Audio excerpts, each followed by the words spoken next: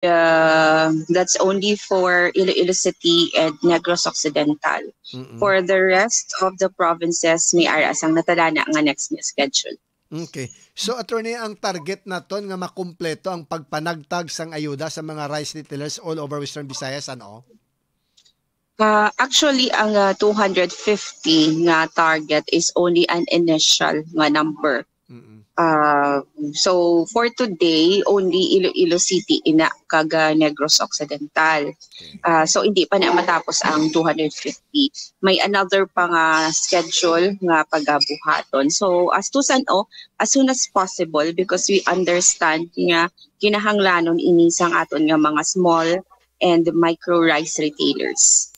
Attorney, paano naton na determine kung na-identify ining 250 nga initial recipients? Ang identification, ang targeting, ang validation, tanan na role sang DTI. Okay.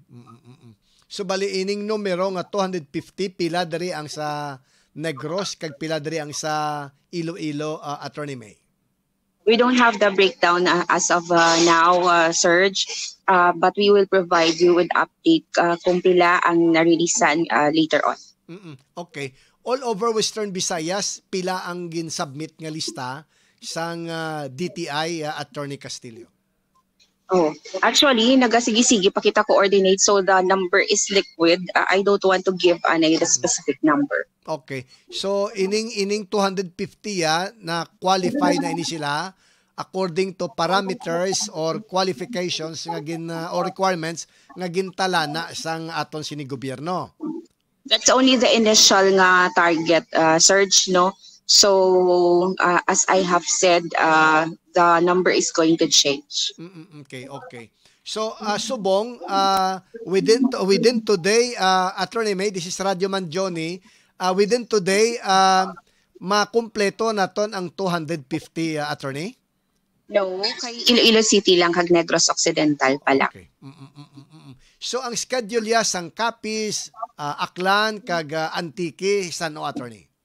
May nakita sang schedule pero wala na mag-ina-announce for security reasons man sang aton yung mga staff.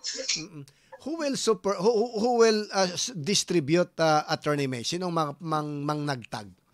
DSWD, sir, ang agency nga ma-pay or magabayad sa mga small and micro rice retailers. Oo. More or less, no, although for security reason pwede man nato hindi ma-mentionar, pero ang distribution area is mga municipal halls kag city halls sa kag Capitol, Attorney?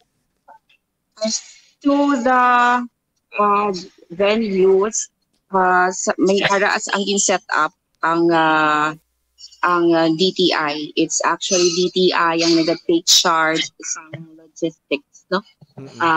Sa arrangement, sa payout. So bali kami, we're like paymasters. Oo. So bali ang pagpanagtag, Attorney, dapat personal gid, hindi na ni mag-agi sa mga e-wallets or mga digital nga mga wallets. Cash ang ginahatag and mag-release, dapat ang retailer ang magabaton. Okay. Sing ano, Attorney, ang kabilugan nga budget for Western Visayas para sa aton nga mga rice retailers?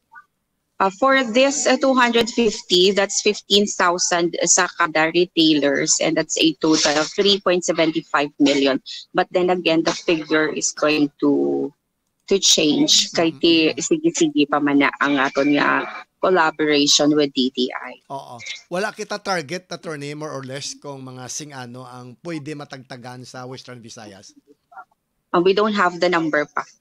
Okay. Wala pa man sang fix o more or less initial nga budget for this initiative sang aton gobyerno?